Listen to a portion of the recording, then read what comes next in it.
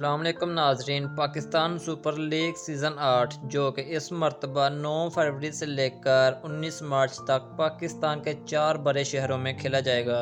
Pakistan super league season 8 जिसकी drafting कल कराची में मुनक्कद की गई थी और तमाम टीमों ने अपने अपने प्लेयर्स मुंतखब कर दिए हैं। तो इस वीडियो में मैं आपको कोयटा ग्लैडिएटर के तमाम प्लेयर्स के बारे में बताऊंगा जो इस दफ़ा कोयटा की तरफ से खेलेंगे। तो वीडियो को स्किप बिल्कुल नहीं करना है, एंड तक लाजमी देखना है। और आपसे एक छोटी सी गुजारिश भी है कि वीडियो को लाइक करना है, चैनल को सब्सक्राइब करना है और साथ में बेल के आइकन को दबा के ऑल पे क्लिक करना है। नाजरीन, अब बात करते हैं कि कोयटा ग्लैडिएटर ने कौन से खिलाड़ी मुंतखब किए हैं।